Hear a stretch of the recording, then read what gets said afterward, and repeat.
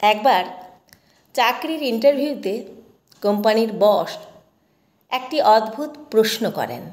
সেই প্রশ্ন শুনে প্রায় 200 জন মানুষ চুপ হয়ে যায়।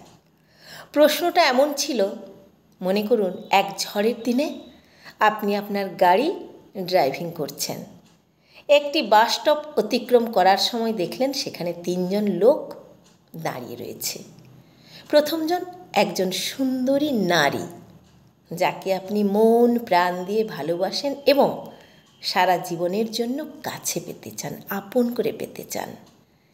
দ্বিতীয়জন আপনার খুব পুরনো এক বন্ধু, যার অবদান আপনার জীবনে অপরিসীম, যে আপনার জীবন বাঁচিয়েছিল এক সময়। এবং তৃতীয়জন এক বৃদ্ধা অসুস্থ মহিলা। আপনার গাড়িতে মাত্র একজনকেই বসতে দেওয়া সম্ভব। এরকম অবস্থায় আপনি কাকে আপনার গাড়িতে উঠতে বলবেন? বৃদ্ধাকে? কারণ এটা নৈতিকতার প্রশ্ন এবং 3 জনের মধ্যে তার অবস্থা সবচেয়ে খারাপ। আপনি আপনার বন্ধুকে উঠাতে পারেন, কেননা সে আপনার জীবন বাঁচিয়েছিল, তার কাছে আপনি ঋণী। কিন্তু বৃদ্ধা এবং বন্ধু দুজনকেই ছাড়তে হবে যদি আপনার পছন্দের মানুষটিকে হারাতে না চান। অর্থাৎ বন্ধু এবং বৃদ্ধাকে ছাড়তে হবে যদি ওই সুন্দরী রমণীকে হারাতে না চান, গাড়িতে তুলতে চান।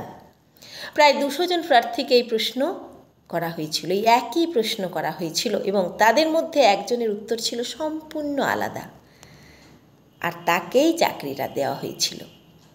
জানেন এই ব্যতিক্রমী উত্তরটি কী ছিল?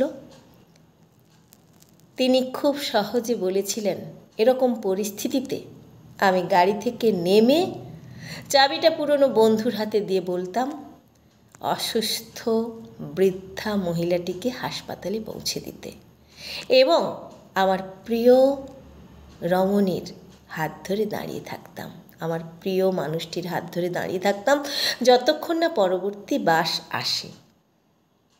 এই উত্তরটি আসলেই সবার দৃষ্টিভঙ্গি পাল্টে দিয়েছিল এবং সবাইকে এটা ভাবতে শিখিয়েছিল যে ব্যতিক্রমী কিছু ভাবতে হয়।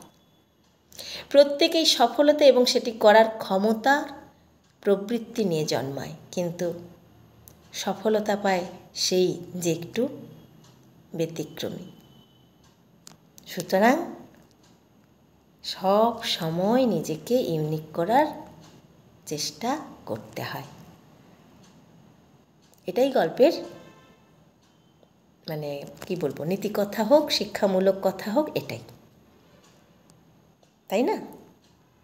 কেমন লাগলো জানাবেন। নমস্কার।